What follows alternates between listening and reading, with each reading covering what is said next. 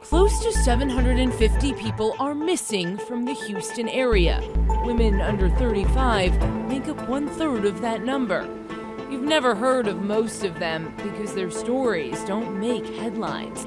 They are mothers and daughters and sisters and wives. Hope Ann Moore disappeared 21 years ago, leaving behind a husband who detectives think knows more than he's letting on. Princess Blue, the woman with no name, just bones and a class ring. Someone missed her. Someone knows what happened.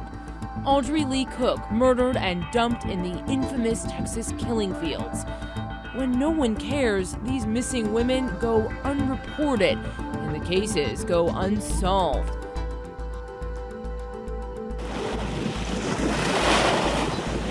When Hope Ann Moore vanished, it didn't make news.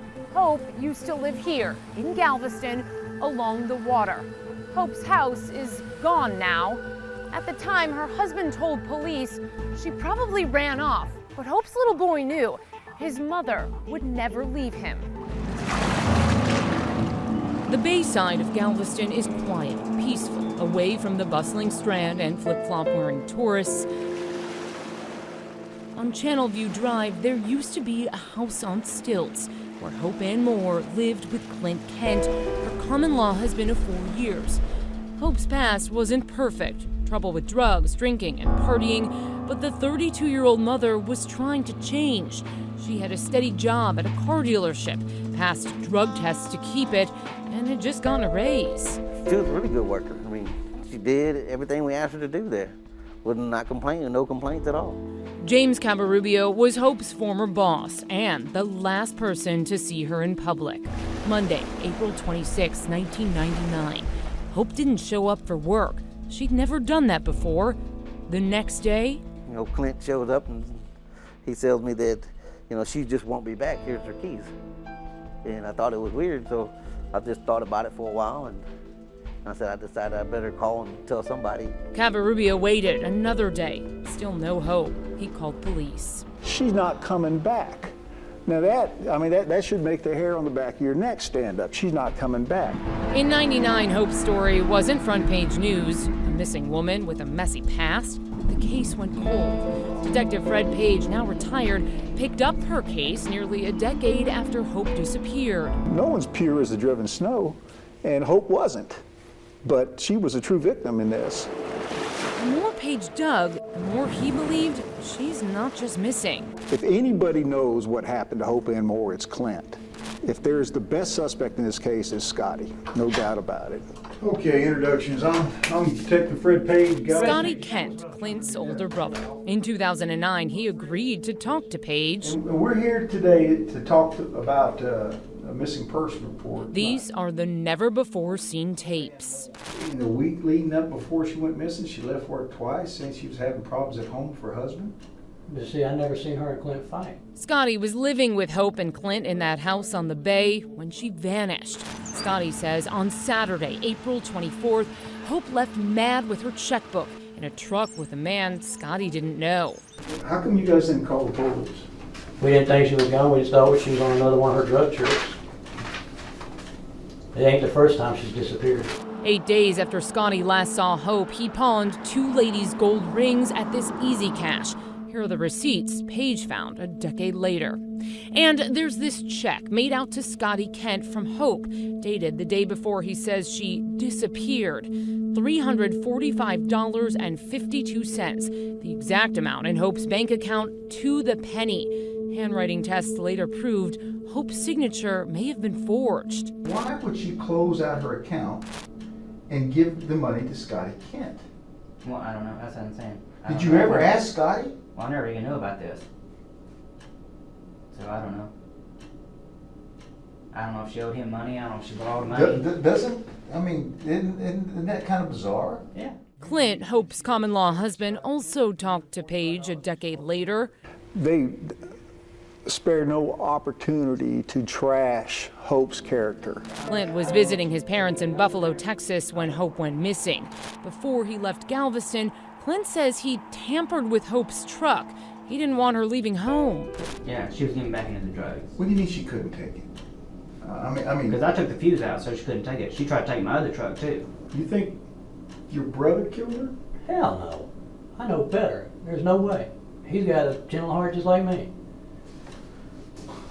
I know, no, there's no way. Clint, let me put it this way. About my little brother, he's got the heart of a child, and he'd never do anything like that. But, you know, I mean, he leaves town. The day she goes up, and then all of a sudden she disappears. He left before I did, and then I left. And you know, she has not cashed a check. She has not ever got a job. Yes, sir. She has never been seen or got a ticket or nothing. Yes. After you last saw her. Yes. I mean, when you told me that on the phone too. And I mean, she just has dropped off the face of the earth, or she was killed. I don't think she was killed. I think she just hiding somewhere. I think she's dead. I really don't, to be honest with you. You think she's hiding? Well, I don't know if she's hiding, but it's hard to say with her. It's just disturbing when you look at this stuff, but it all goes back to, you know, what can you prove? You know, we got to find her body. That's the starting point, and we never have. I want to know what happened. Hope's son Mike For her sake, my family's sake. was 11 when his mother disappeared. He lives in League City now, works on custom cars, has a lot of time to think about the past. Mike says Clint, his stepfather, told him Hope walked out. I remember feeling angry. I guess kind of hurt, but maybe at the same time kind of relieved. Mike says Hope wasn't the best mom, that she was abusive at times. She was just a very angry person. And Clint watched out for him. No matter what she did, to me, she's still my mom. And she deserves this. I have been studying the case, learning the case. She deserves not to be forgotten. That's what Detective Michelle Sullenberger thinks. This is all Fred's stuff. She's the third investigator looking through the evidence file. This is probably the most difficult case that I've ever encountered because I have a gut feeling leading me in one direction, but I just can't prove it yet. I really strongly believe that Hope was murdered. I believe that there was a cover-up with her live-in boyfriend and his brother. I believe that they lied to the children. I think that they lied to the families. And then they went on with their life. We made numerous attempts to contact both Clint and Scotty Kent. They did not want to participate in this story. Between her being missing and him being a suspect, I don't know what to think. It's a lot to deal with and take in. Have you completely exonerated your brother from having anything to do with Hope's Yeah, I death? don't think my brother did anything. I guarantee, if you know what happened to Hope, and you're protecting someone you love and Oh, I'm care not. about, but just to hear me out, that you know, it's never too late to step forward and do the right thing. It's never too late. What do you think happened to her? Honestly, I'm not quite sure. If you were going to kill Hope, what would you do with her body? Never even thought about it. If you did kill somebody living out there on Channelview, what would you do with her body? Because the whole key to this is finding her body. Right. You know? And like I said, I really don't know. I mean, with me, I've never killed anybody before and don't even want to think about it. Yeah. I want him to come in. I want an opportunity to speak with him face to face myself, get my own read, get my own perspective, and ask him some questions. Hope's story isn't going away. Sullenberger says she'll make sure of it. So I really do hope she's still alive. Because that would settle a lot of things. I mean, in my opinion. But like I said, only time will tell.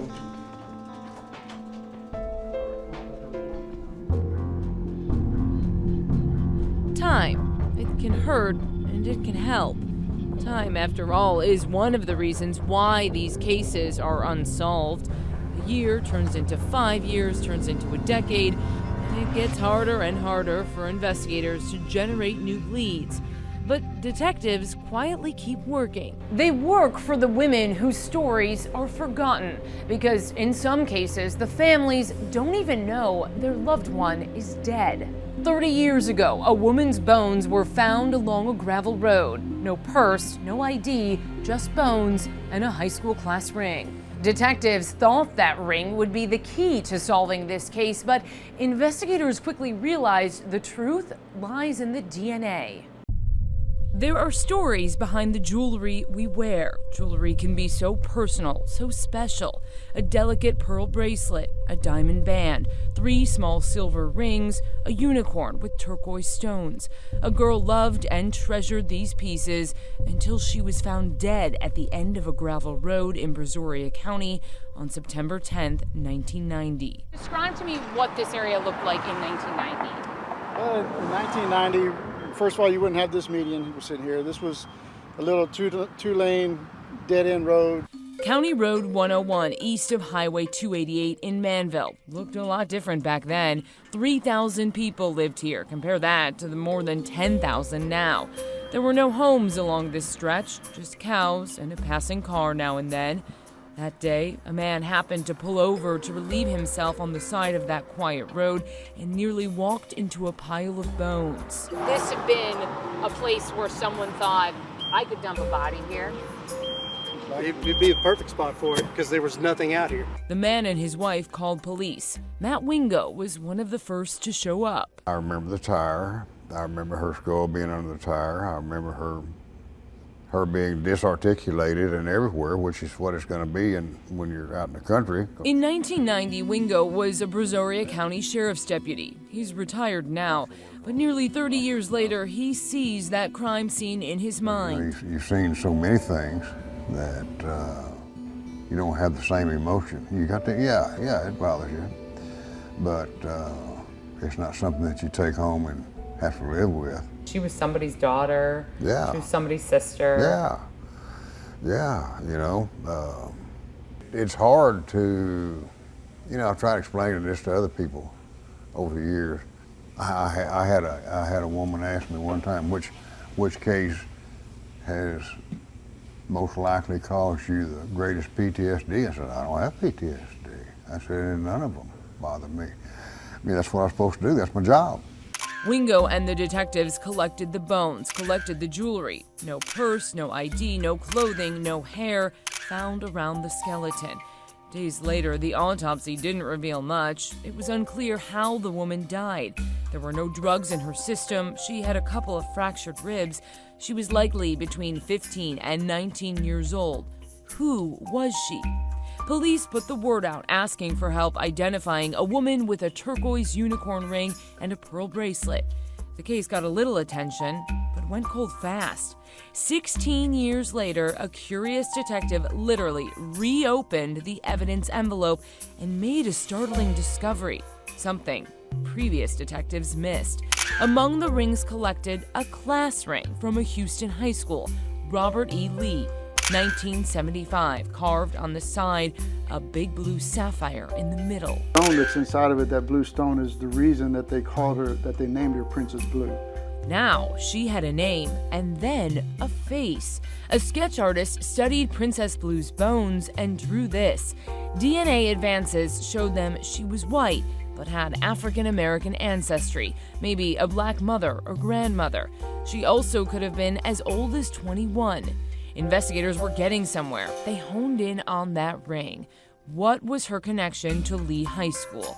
Long gone were the records of students who bought a ring in 1975. There were about 650 in that graduating class. Alex, that's me right there. Alex Johnson was a year ahead. Lee in the 70s was a pretty stereotypical suburban high school. The football players, the choir kids, the dance team, sure, there were cliques, but everyone seemed to get along, Johnson says. The big classes felt small. So I wouldn't say I knew everybody, but I did know a lot of people. Johnson doesn't recognize Princess Blue, and neither do his classmates. He remembers when police contacted dozens of them 13 years ago, asking, was this a daughter, a niece, a cousin, a girlfriend? Hundreds of alumni were interviewed. You hear about all the time people, class rings turning up and being returned to their owners, right? well, here's a class ring that's turned up. If we could return it to its owner, we could solve this mystery of this girl. Why do you think people latched onto this class ring? I think because it is a personal item. It was something that could possibly be linked back to someone. A lot of focus was put on the ring, and maybe some focus could have been put on other areas. So that's what new investigators are doing. More than a decade after Princess Blue attracted attention from all over the country, nearly 3 decades after she was found, Detective Anthony Meschel is tackling the case from a different perspective.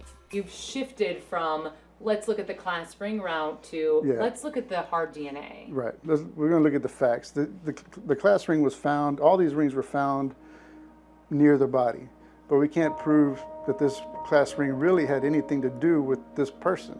Princess Blue's bones are going back to the lab. Meschel, hoping there's enough DNA for phenotyping. Maybe you've heard of it. It's been in the news a lot lately, helping to solve cold cases. It's a process that can tell police Princess Blue's eye, hair, skin color, whether or not she has freckles, plus her genetic ancestry. And they're all excited. Everybody from the forensics office is excited. The lady that drew these pictures, she was really excited. How likely is it, do you think, you're going to solve this case? I think it's got with today's DNA and the labs that we have, I think it's got a pretty good chance. And one of my hopes is that when we do this phenotyping and we get another sketch of this person, that somebody will recognize her. That would be the ultimate. Yeah, it's important who she is. This retired detective waits for that day. Matt Wingo chased countless leads, interviewed suspects, and still, he never figured out who this girl was. And her killer is out there. Who did is most important, because he's going to do it again unless you catch him. Princess Blue was somebody's daughter, maybe somebody's sister. Somebody missed her. And that's what keeps Detective Meschel pushing, working. To stand here and know this is where your case begins, what is that like? Brings a sense of reality to it. Brings it to heart, you might say. He won't stop until he knows her name.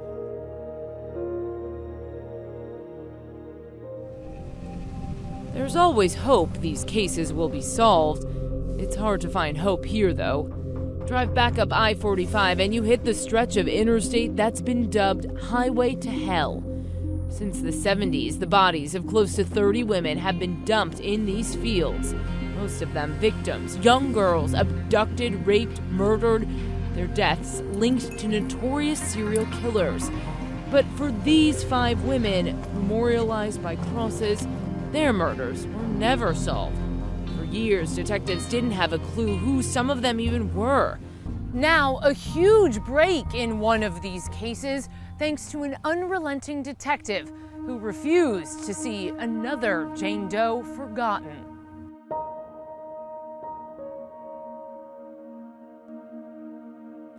There's something about handwritten letters, the way the author crosses her T's and dots her I's, loopy, leaning cursive, stories spilling out line after line.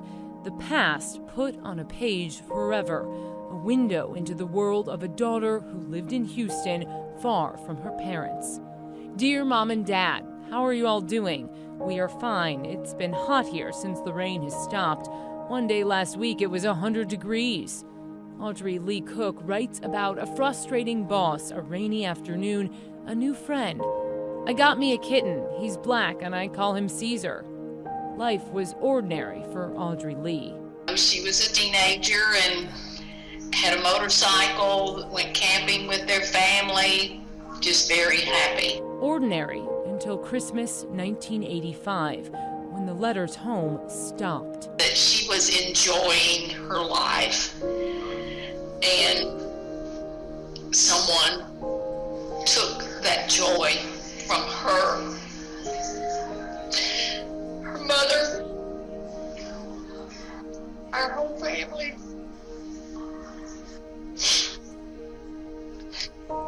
They took her from us. You just can't tell about people these days, Audrey writes in one of her final messages. Well, I guess I'll close for now. We love y'all very much. Love always, Audrey Lee. You know, the time just began to get further and further away, and not wanting to think the worst. And the years just began to click away, thinking, well, she's gone with her life. Audrey Lee vanished. Her mother in Tennessee thought her free-spirited 30-year-old daughter on a motorcycle just wanted to do her own thing. But Audrey would never abandon the family, Aunt Shirley Love says. I began to search, after about a year, thinking this is just not like her, and I began to search. And when the internet came along, I could search better. Shirley tracked down old landlords in Channelview and Houston, Audrey's old boss at a balloon party store, the roommate Audrey moved to Texas with 9 years earlier. Dead end after dead end. 10 years went by, then 20. My personality's not one to give up. What Shirley didn't know is that Audrey Lee had been found dead, murdered, 2 months after sending her last letter. Audrey's family never got a call because police didn't know it was Audrey. February 2nd, 1986, 2 children playing in the woods near a dirt bike trail found a body of a 16-year-old girl not far from Calder Road. These are photos from the crime scene, never seen by the public. That teen was identified as Laura Miller, who had been missing for 17 months. The story had been big news in League City. What many people didn't know is that the very same day, laying a few feet from Laura Miller, detectives found Audrey Lee's decomposed body. Police called her Jane Doe. She had no ID. She had been shot in the back, a few of her ribs broken. I think she just kind of got pushed aside, and that's not right. It's not fair. These are just a good idea of what was found out on Calder Road. Detectives collected items nearby, hoping something could help them figure out who this woman was. Everything photographed. Business cards, keys, shoes, hair. But it was hard to tell what was evidence and what was just trash. For 33 years, investigators tried to identify Audrey Lee, and more than 500 miles away in Memphis, Audrey's family wondered, where was she? In the 33 years that I looked for her, there was probably never a 6-month period of time that I was not doing something, looking for her, searching for her. And they used that because I didn't. Then in 2016, Detective Gina Vogel, working cold cases, learned about DNA technology that could produce a picture of what their Jane Doe looked like when she was alive. They were getting good results from it. So I thought, it's worth a shot. Tex extracted new DNA from the bones more than 3 decades old. A company called Parabon produced this picture. They had a face now, a girl with a gap in her smile. It circulated on the news in Houston and in Memphis. By then, Vogel had discovered her Jane Doe's ties to Tennessee. Vogel also entered the new genetic info into online genealogy databases. The FBI started helping with the case, and then Vogel got a call that changed everything. A federal agent found a first cousin with the last name Cook. The DNA matched. It still gives me goosebumps. So it was years and years of work. I mean, just years of work, and I put a lot into those family trees, and it was just following that family tree down to finally figuring out who she was and giving her name was huge. The same week, Vogel worked the internet, tracking down different cooks. Shirley in Memphis saw a cold case story about an unidentified girl with a gap-toothed smile killed in Texas. She picked up the phone and called Lead City Police. I mean, I just knew that it was her. The more I read, it was like chills just went from the top of my head to my toes. Jane Doe was Audrey Lee Cook. Bittersweet. I don't know how else to describe it because it's, for us on our end, it's exciting, but, they're reliving all of that information and all of that tragedy again, and they never knew what happened to her. They were holding on hope that she was just still out there living her life and doing her own thing. After Vogel gave Shirley some of the closure she had been hoping for, Shirley gave Vogel Audrey's letters, the words and stories she treasured for 33 years. What is it like to read these letters and hear her voice? Yeah, I wish I could hear her voice. You know, I have an idea what she sounds like in my head. Vogel read them over and over, trying to piece together names and details of Audrey's life in the weeks before she was murdered. The letters are vague and happy, but Vogel says Audrey had gotten into drugs, started mixing with a bad crowd. Still, nobody deserves to be left in a field. Nobody deserves to be killed. Nobody deserves to be, you know, managed like that. I have daughters, and I can't imagine what her parents went through, not knowing. I think that's probably the worst thing, is just not knowing. Audrey's mother died before finding out what happened to her daughter, but Audrey Lee did come home. I took her home. We flew home. It was, you know, her last flight home, so. When she handed me, you know, her remains there in the parking lot at the funeral home, all I could do was just hold them.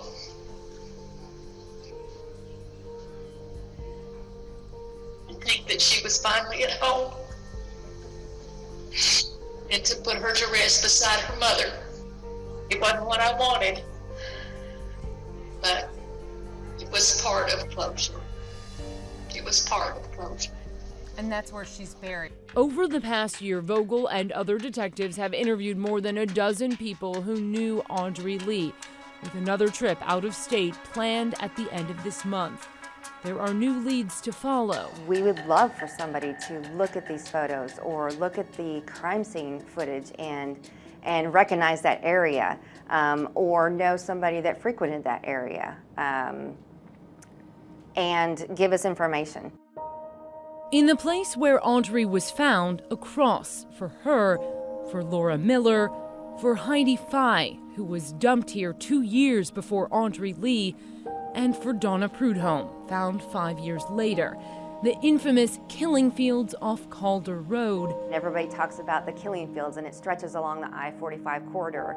Well, these are our 4 girls, and they're important to League City. They're important to us, and so I want to do everything that I can. Shirley trusts deeply in Detective Vogel, who gave the Cooks closure and peace.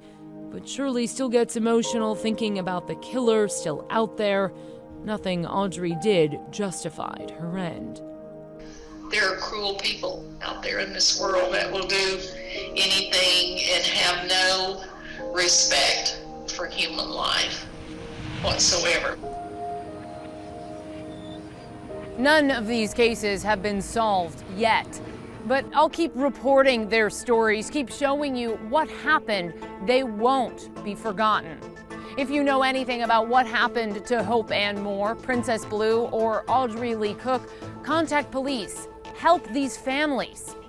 I'm Courtney Fisher, and this has been Unsolved.